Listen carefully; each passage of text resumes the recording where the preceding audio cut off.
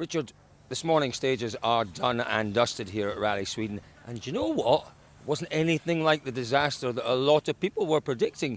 You were very positive about it, and conditions changed overnight. It got colder. It was a good morning.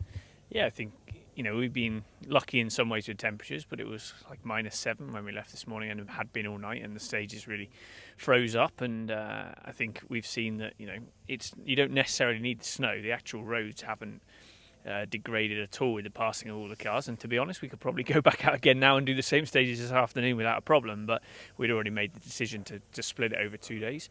But I think that's why, and why I said on the recce that you just have to be a bit careful with saying negative things too far away from what actually happens, because again, we've shown that we've managed to put on a show, and I think everything's looked good, and we've got a rally going on, so it's great. One of the biggest concerns was tyre wear and stud retention. How did that pan out this morning? Was that a big problem or not?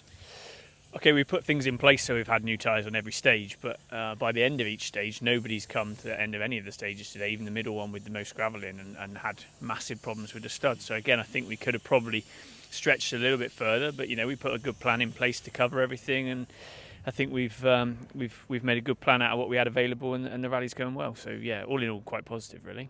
Now, your two drivers, Lappi and Sunanen, seem to both this morning be talking in a similar vein, just struggling for that, just a little bit of extra pace. Anything we can attribute that to?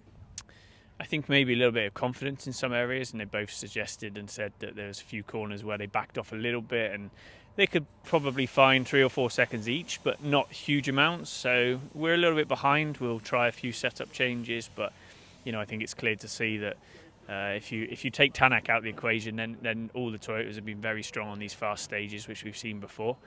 And the speeds are slightly higher than normal without the snow.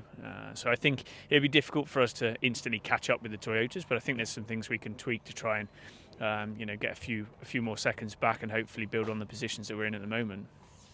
The story of the morning, apart from the weather and just how good it was, and it was a really entertaining morning out there, but the story of the morning, I think, has to be young Rovanperä.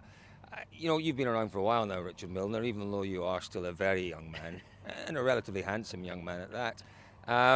But it didn't seem possible. When we've seen other youngsters getting into these new World Rally cars, it has taken, without exception, all of them a long time to get used to it. The kind of performance we're seeing from Rovanperä, has it surprised you? I think this is where you would expect him to probably be most comfortable. These type and characteristics of roads and the fast speed never seems to have daunted him before. So, you would think he would be strong.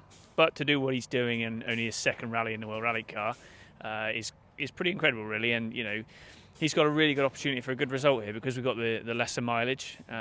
You can often see the guys with the less experience dropping away a little bit in the afternoon when conditions often change so much, but now he's got an afternoon to prepare and get ready again for tomorrow, and only a really reasonably short amount of stages, and then Sunday. So he's putting himself in a really good position for what could be an incredible weekend for him, and we'll be doing all we can to try and catch him, but at the pace he's gone this morning, we're struggling a little bit.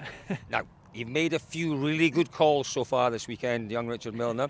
What I'm hearing about tomorrow is there's potentially some snow around overnight. What's your take on that? What are you hearing about the overnight weather around here in Torsby? Yeah, well, the one thing about here is there's not much we can tell you that's going to affect setup, because we've all got the same tyres. But I think, we're probably expecting some snow.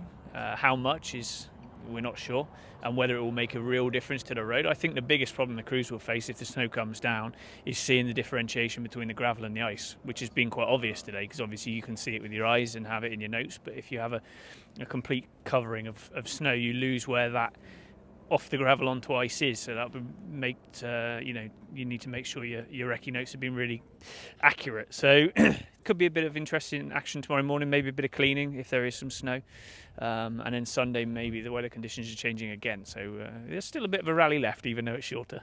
Really is, and it's been a fascinating day, and I think we have 2 more fascinating days to come. Richard, as always, an absolute delight to talk to you. The best of luck for the rest of the weekend. Thank you very much.